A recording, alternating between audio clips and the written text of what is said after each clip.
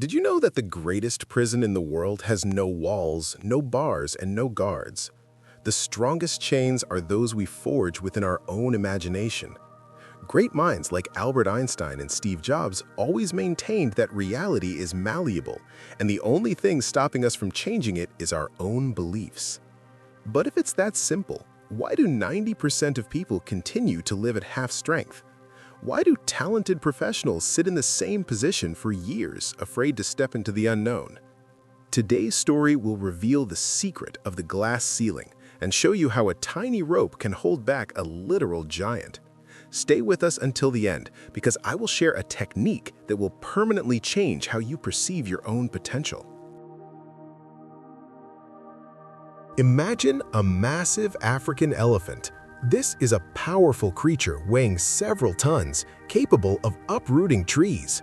Yet in a circus, this giant stands tied by a thin rope to a small wooden stake driven into the ground.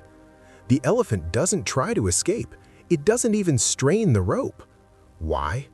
The secret is that they tied him to that stake when he was just a baby. Back then, he was weak, and the rope was thick and strong. The calf tried to break free hundreds of times. He pulled, he fell, he bled, but the rope wouldn't budge. At some point, the baby elephant simply gave up. A truth was etched into his mind. This rope is stronger than me. I can never break it. The elephant grew up. He could now crush that stake with a single step, but he doesn't try. He doesn't see the stake. He sees his old failure. He isn't held by the rope, but by the memory that he cannot. Meet Mark.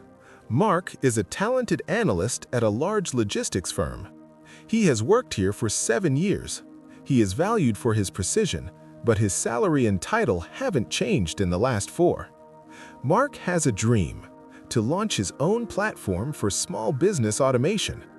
He has a detailed business plan in his desk and ready-made algorithms in his head. But every time Mark opens his laptop to take the first step, he feels that same rope around his leg. Who am I to compete with market giants? I have no startup capital. What if I fail? My father always said, stick to a stable job. Initiative is punished. He's probably right. Mark lived in a world of should and safe, until one day, a new strategy consultant arrived at the office, a man named Victor. Victor was Mark's total opposite: energetic, direct, and possessing an uncanny ability to see right through people. One evening, he caught Mark staying late, hunched over his calculations. "Interesting numbers, Mark. Is this for the quarterly report?" "No, it's just some sketches. Ideas for a personal project. But it's just a hobby." Victor, looking at him intently. "A hobby? Judging by the depth of this analysis, this is a multi-million-dollar solution. Why are you still here, pushing paper for a fixed salary?" Mark hesitated, his voice trembling. "You see, it's not the best time. The market is unstable. And besides, I'm just an analyst. I don't have an entrepreneurial spark. I'm used to following instructions." Victor smirked and walked over to the window. "Do you know why you say that? You remind me of a circus elephant. You believe in a rope that isn't actually there. You built this glass ceiling yourself, and now you're complaining that there's no air in the room." Those words hit Mark harder than any criticism. He felt a surge of resentment. "It's easy for you to talk, Victor. You have status. I can't afford to lose what I have." "And what do you have? The certainty that tomorrow will be just as gray as yesterday? Listen, Mark, life isn't about accumulating safety. It's a constant exchange. You are trading your time and talent for crumbs from this company's table. You are afraid to give the world your product because you fear judgment. But as long as you give nothing, you will never receive anything more than this paycheck." Victor placed a hand on Mark's shoulder. "Your glass ceiling isn't a lack of money or connections. It's your habit of thinking of yourself as a tiny elephant calf. Look in the mirror. You've been a giant for a long time. Break the damn rope." Mark didn't sleep that night. Victor's words looped in his head like a broken record.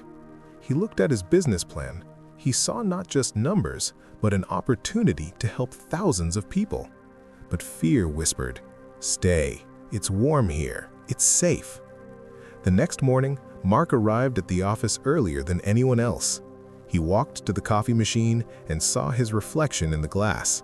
He suddenly realized his boundaries were not the office walls. They were just old habits of thinking poorly of himself.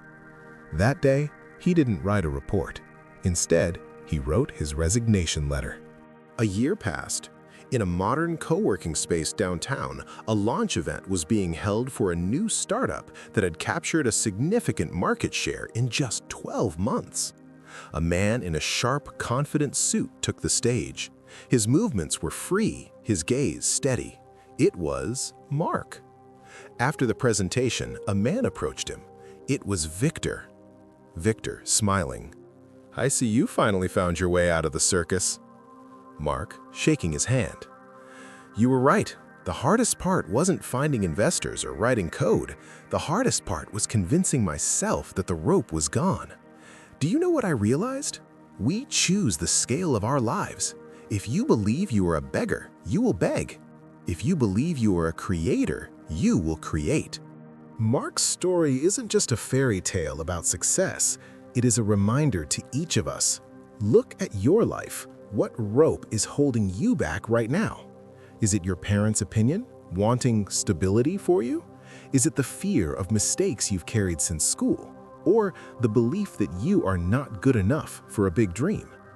Remember, your potential is limitless until you decide to label it yourself.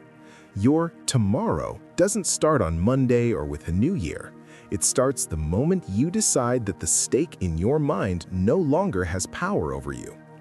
Your action for today: comment below with one belief that is stopping you from moving forward.